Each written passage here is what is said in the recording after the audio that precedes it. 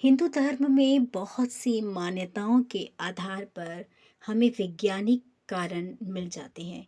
जैसे कि यही देख लीजिए कि माला में 108 दाने क्यों होते हैं। प्रश्न एक है, लेकिन इसके उत्तर आपको बहुत से मिल जाएंगे, वो भी निधि की कहानी में। जी हाँ, मान्यताओं के आधार पर और वैज्ञानिक आधार पर भी।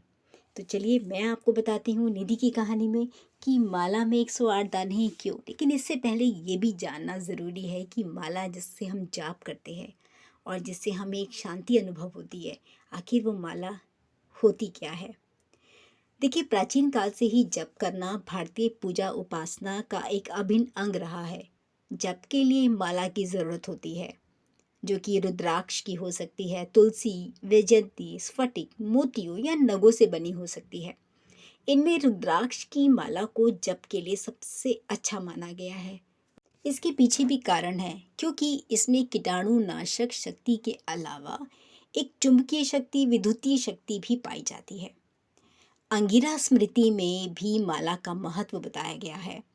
उसमें लिखा गया है कि जैसे बिना कुश के अनुष्ठान नहीं होता और बिना जल को छुए कोई दान नहीं होता और बिना माला के संख्याहीन जप निष्फल होता है।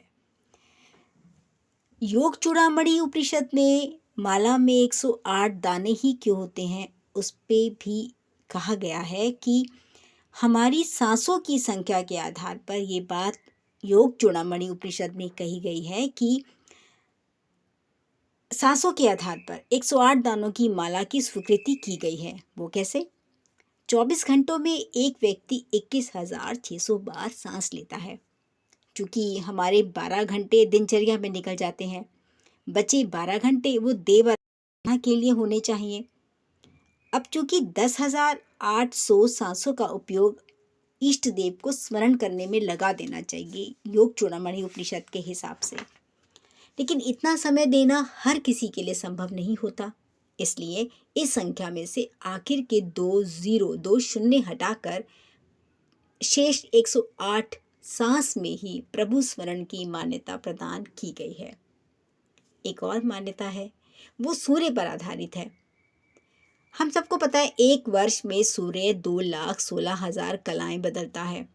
क्योंकि सूर्य हर 6 महीने में उत्तरायण में और हर 6 महीने दक्षिणायन रहता है, तो इस प्रकार 6 महीने में सूर्य की कुल कलाएं 1,60,000 होती हैं।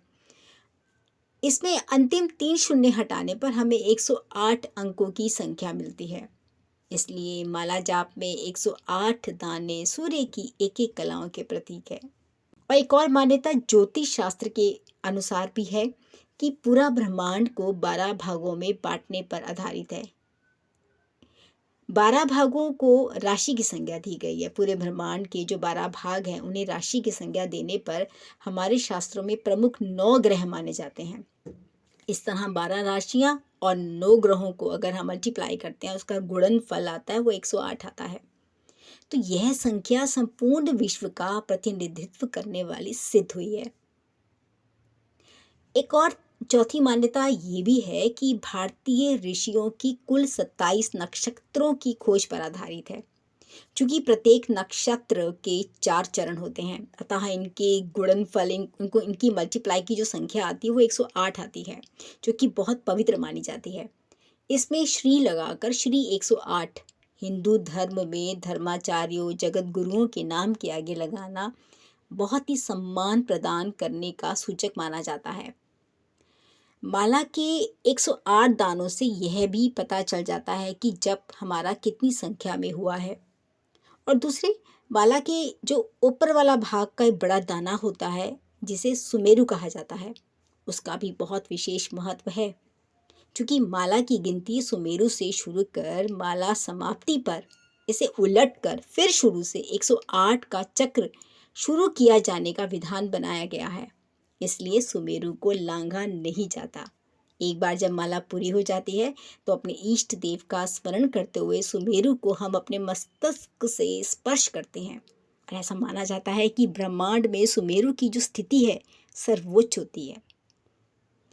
माला में दानों की संख्या के महत्व में शिव पुराण में भी कहा गया है 108 दानों की माला सबसे सर्वश्रेष्ठ, 100 की श्रेष्ठ होती है और 50 दानों की मध्यम होती है।